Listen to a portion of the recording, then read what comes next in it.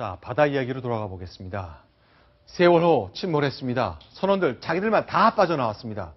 어제, 그제 영상 통해서 우리 모두가 눈으로 똑똑히 확인했습니다. 그런데 왜 떠나란 말을 못했느냐? 무전기 다 갖고 있으면서 이런 해명을 내놨습니다. 다음요. 세월호를 팔려고 했습니다. 매물로 내놨습니다. 그러던 배가 가라앉은 겁니다. 관련된 얘기 하나씩 짚어봤으면 좋겠습니다. 먼저 말도 안 되는 무전기 해명 관련된 얘기를 나눠보겠습니다. 자기들만 살려고 빠져나온 세월호의 선원들, 승객들에게요. 퇴선하라. 이 안내방송 안 했습니다. 우리 국민들 너무너무 화가 나 있습니다. 이제는요. 아까 말씀드린 것처럼 무전기 사용법 몰랐다. 그래서 방송 못했다고 변명을 내놨습니다. 이 말도 안 되는 상황 박창규 기자가 정리했습니다. 마지막 침몰 순간까지 대피 안내방송을 하지 않았던 세월호 선원들. 지난 22일 영장 실질 심사 뒤엔 무전으로 퇴선 명령을 했었다고 주장했습니다. 경비정이 도착했을 때 승객들이 퇴선하라고 그렇게 명령해서 무전으로 했고, 하지만 생존자 가운데 아무도 퇴선 명령을 들은 사람은 없었고 침몰 직전까지 선내에선 움직이지 말고 기다리라는 방송만 울렸습니다. 거짓 주장을 계속하던 선원들은 이제 아예 무전 사용법을 몰랐다는 황당한 변명을 내놨습니다. 검경합동수사본부 관계자는 일부 항해사가 안내방송 무전 사용법을 몰라서 방송을 못한 것 같다고 진술했다고 밝혔습니다. 선원들의 진술은 계속 엇갈리는데 무전은 했는데 방송이 안 나왔다고 했다가 이제는 사용법을 몰랐다고까지 발뺌한 겁니다. 1등 항해사와 조기장이 출항 하루 전 입사했을 정도로 초보 선원 비율이 높았던 세월호. 결국 숙련되지 않은 선원들이 무엇을 언제 어떻게 해야 할지 아무것도 몰랐던 것 아니냐는 지적입니다. 채널A 뉴스 박창규입니다. 네, 지금 박창규 기자의 리포트를 들었는데, 자, 우리가 무전기 사용법을 몰랐다고 얘기를 하는데 사진이 있잖아요. 저희가 사진을 찾아봤는데 무전기를 탁 들고 있는 사진이 있네요. 그걸 어떻게 설명해야 될지 모르겠습니다.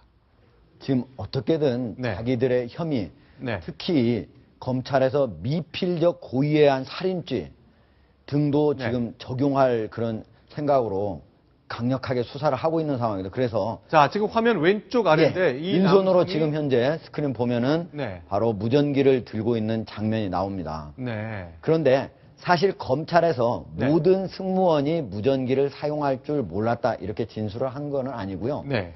일부 승무원이 무전기를 사용할 줄 몰랐다 이렇게 진술했는데요. 네. 사실은 여기에 승무원들 중에는 입사한 지 1개월뿐이 안 되는 사람도 있고 또 5, 6개월뿐이 안 되는 사람도 있었습니다. 네. 따라서 제가 보기에는 네. 극히 일부의 사람들은 무전기를 제대로 사용할 줄 몰랐던 승무원도 실제로 있었을 가능성은 있다. 네. 그러나 선장, 그리고 기관장, 그리고 항해사, 조타수 이런 상당히 오랜 경력을 가진 사람들이 매일 써야 하는 무전기, 네. 그리고 자기들이 가장 아래 그 기관실에 있었던 사람들, 실제로 배가 기울어져서 가장 5층에 있었던 그 선장, 항해사와 달리 기관실에 있었던, 거기는 지하 쪽이거든요. 네. 그 사람들도 똑같이 연락을 해서 나왔던 거는 바로 무전기가 없으면 불가능한 일이거든요. 네. 그렇게 무전기를 잘 활용할 줄 알면서도 네. 이제 와서는 무전기를 사용할 줄 몰랐다라고 얘기하는 거는 말이 안 된다고 볼 수 있습니다.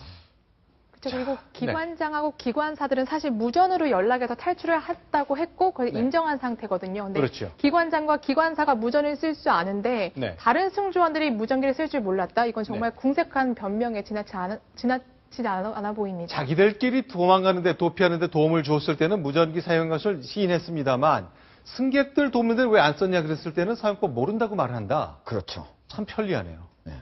그리고 설령 무전기를 사용법을 잘 몰랐던 사람이 있었다. 네. 그러면은 더 문제입니다. 그 승무원은. 네. 자기가 기본적으로 사용해야 될 가장 간단한 기기의 작동법조차도 모르고 있었다. 네. 이게 몰랐다는, 그냥 아는 사람보다도 더 큰 문제가 있는 사람이고 더 법적으로 추궁을 해야 될 사람이지. 네. 이걸 몰랐다고 해서 법적으로 추궁을 못하거나 아니면은 약하게 한다. 이건 말도 안 되는 소리라고 볼 수 있죠.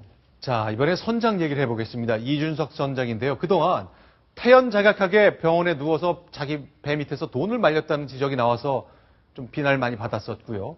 또 제복도 입지 않은 채 도망 나왔기 때문에 게다가 반바지 그 속옷 차림이었죠. 그것 때문에 도대체 무슨 근무를 어떻게 하는 거냐 이런 말을 들었는데요. 이제는요 동료 선원으로부터 이 선장 사고 순간에 자신의 휴대전화로 게임을 한 것 같다.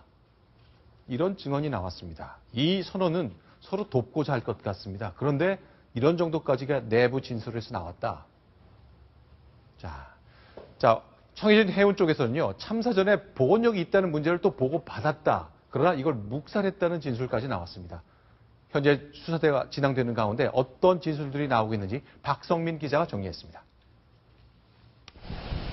세월호가 침몰하기 전 초보항해사 박모 씨에게 배를 맡긴 채 조타실을 비운 선장 이준석 씨. 유속이 빠른 위험해역을 지나던 그 순간 이 씨가 자신의 방에서 휴대전화 게임을 하고 있었다는 증언이 나왔습니다.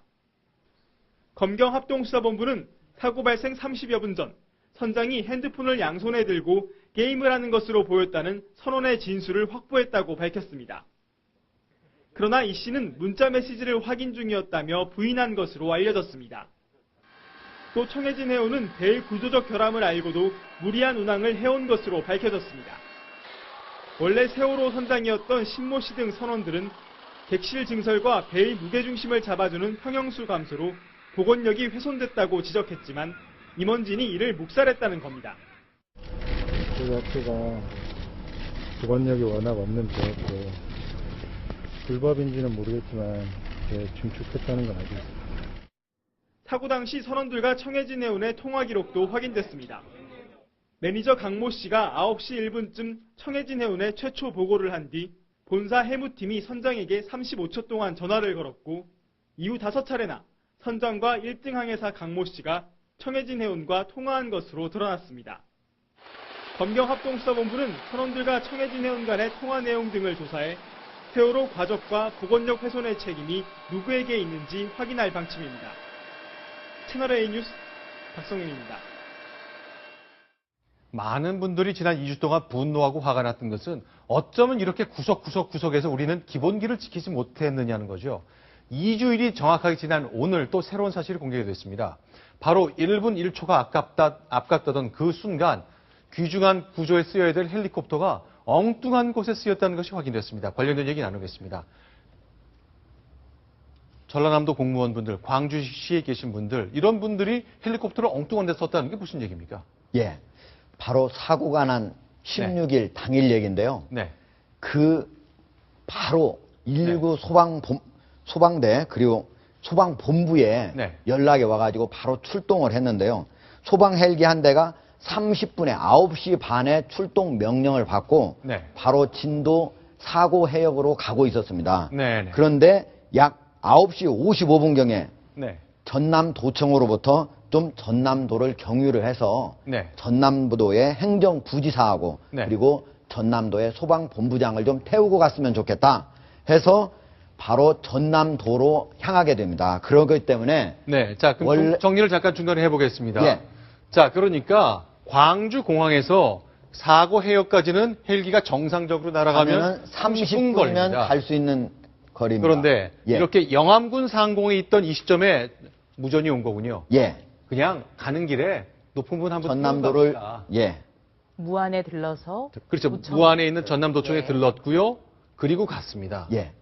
결국 30분이면 갈 곳을 57분에 가게 됐습니다. 그래서 27분을 허비하게 된 겁니다. 물론 당시에 도착했을 때가 이미 사고 헬기가 4대가 와 있는 상태입니다. 그러니까 4대하고 5대 이렇게 하면은 20%의 효율 이렇게 또 얘기를 할 수는 있겠고 또 하나는 전남도가 전체적으로 총괄 지휘를 해야 되니까 행정부지사가 갈 수도 있다. 그리고 전남도의 소방본부장이니까 전체적으로 총괄하고 지휘하기 위해서 갈 수는 있다고 생각은 되지만 그러나 급박하게 소방 헬기가 가야 하는 상황에서는 거기에는 구조대원이 2명이 타고 있었거든요.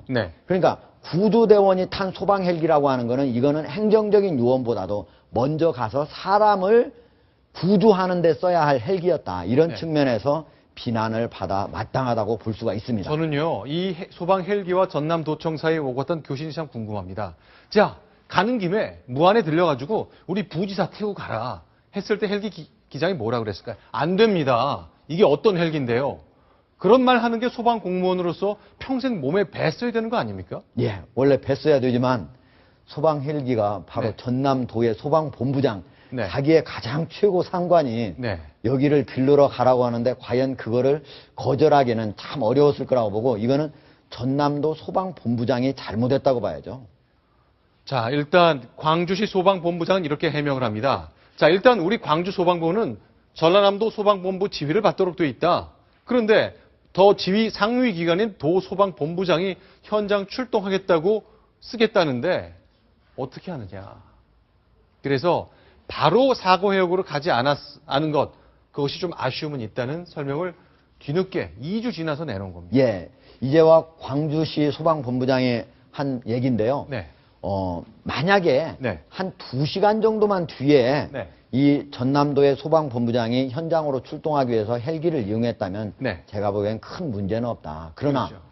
그 전에 배가 기울어지고 있는 상황에서 11시 10 몇 분이 되면 완전히 잠기게 되거든요. 뒤집어져서. 그렇죠. 그 이후라면은 좀 그래도 여유가 있는 상황이니까 다른 헬기가 네. 이날 오후 네.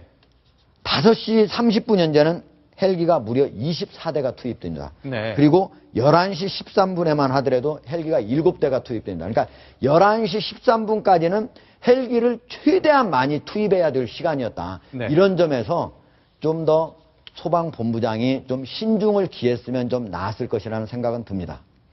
그렇습니다. 박근혜 대통령이 어제 국민 앞에 사죄의 말씀을 내놓은 뒤에 국가를 개조하는 수준까지 우리 공직문화를 바꾸겠다 그랬잖아요. 저희 가상으로 말씀을 드렸지만 야 높은 분 모시고 가는 길인데 라고 했을 때 안 됩니다라고 얘기하는 사람이 결국 위에 사람한테 찍히는 게 아니라 이런 사람이 훗날 표창받는 그런 문화가 생겨야 될 것 같습니다. 분명히 구체적인 사례로 기억해야 될 것 같습니다. 노라고 말할 수 있어야 됩니다. 자, 그럼요. 이번엔 재미있는 홍보 동영상 하나 보여드리겠습니다. 작년에 만든 건데요. 지금부터 보시면 여러분들 기가 차실 겁니다. 같이 보겠습니다.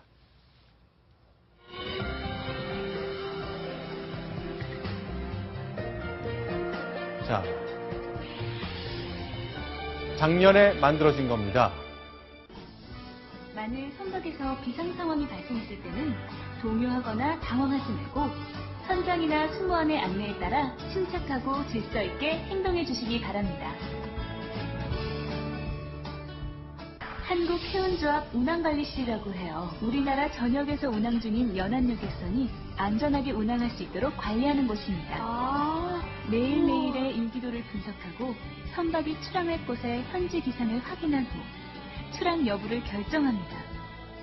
그리고 출항하기 전 선박의 안전을 점검하고 출항한 후에도 선박과 실시간 교신하면서 안전운항을 점검한답니다. 정말 중요한 곳이네요. 오늘 아빠와 여기 있은 여행 정말 즐거웠습니다. 친절한 승무원 누나 감사합니다. 저도 덕분에 선박 안전에 대해서 정말 많은 걸 배웠습니다. 감사합니다. 네, 오늘 저도 너무 감사했고요. 조심해서 들어가세요. 안녕.